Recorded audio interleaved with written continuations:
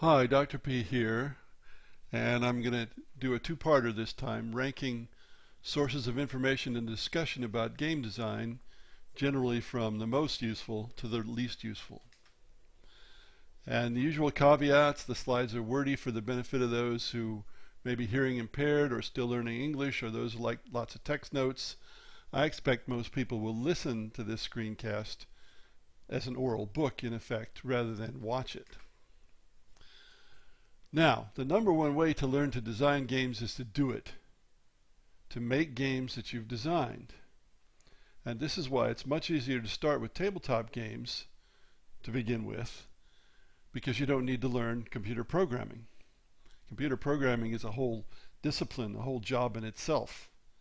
And if you have to learn that before you work with games, you're putting the cart before the horse. There are lots of ruts in the road for game design, and experienced people can steer you around those ruts. You don't, in other words, need to dive into the school of hard knocks. You can learn by reading, listening, and watching, but in the end you have to do it. Now, I'm not going to talk about face-to-face. Clearly, the very best sources of information and discussion are in person, whether it's a class with a good teacher, or through a local game designers guild, or just talking with other game designers. I almost left this slide out and thought, well, this goes without saying, but then I decided I needed to be explicit. If you're talking with the right people, these are the best ways to learn other than actually making games. Unfortunately, the US education system is a mess, and many official teachers at every level are poor teachers, and the same goes for self-appointed teachers. So now, on to the non-face-to-face stuff. Signal-to-noise ratio is what I'm going to use. We want high signal-to-noise ratios. In other words, we want something that gives us a lot of information compared to the waste of time. Now, of course, there's lots and lots of different sources of information. Some of them cost money, most are free. The free ones tend to be less worthwhile. Surprise, surprise. So a low signal-to-noise ratio means there's not much useful information compared to the useless stuff. A high signal-to-noise ratio means there's a lot of useful information. Here is a list. I'm not going to say every one now because I'm going to go through each one as we go through these two parts. Other than face-to-face, the most bang for a buck, the most useful way to spend your time is with a book written by one or two authors.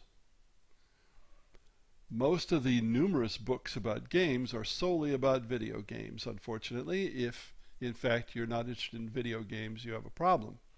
If you're interested in video games, there's a great many to choose from. Unfortunately, many of them talk more about game studies than about actual nuts and bolts of how to make games. That is to say, how to design games. Now, my book is the one I recommend, of course. Game Design: How to Create Video and Tabletop Games Start to Finish, published by McFarlane, a large independent publisher, in 2012. It was recently reduced in price to $19.99 from $38 and $9.99 for Kindle, so it's the best bargain as well amongst game design books.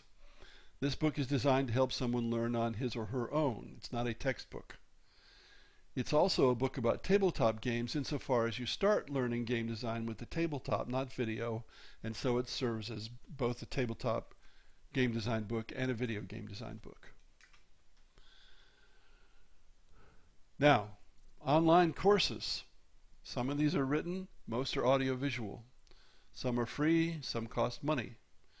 You can think of online courses as something like an oral book in the case of audiovisuals, or like a book in the case of the written ones.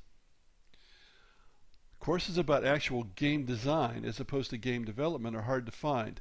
Most of the courses online that say game design teach you how to program. They don't teach you how to design a game. Game design has nothing to do with programming. Let me repeat that. Game design has nothing to do with programming. Programming is something to make software. Game design is to make a game.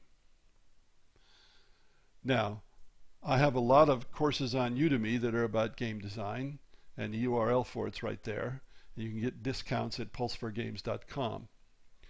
Many of the free ones, such as the MOOCs, are quite elementary. They're for people who are just starting out. If that's you, then you should try these free ones.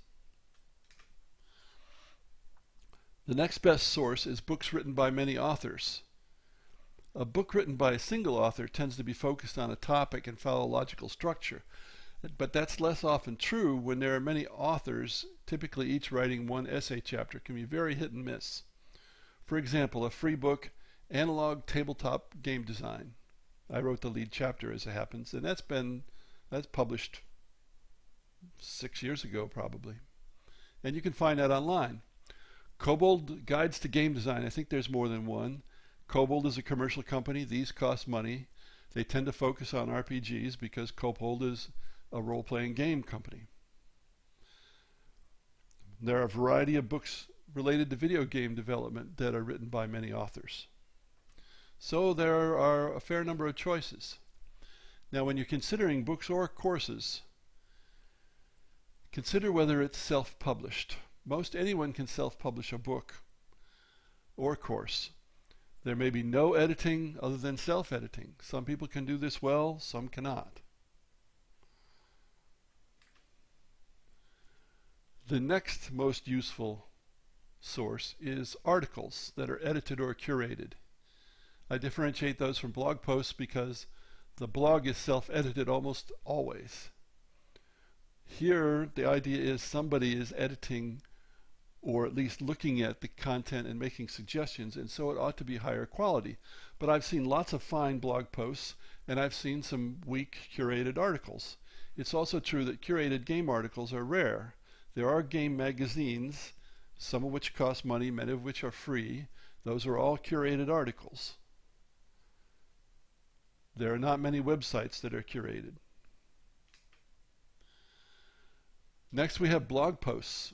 In general, blog posts are more cerebral, have more thought content than videos do. It's the nature of the media. But more people nowadays want to watch or listen than want to read. Now my blog, the URL is there, has been running since 2003. Some of it's repeated on Board Game Geek, on Board Game Designers Forum, and sometimes on Gamasutra, gamasutra.com.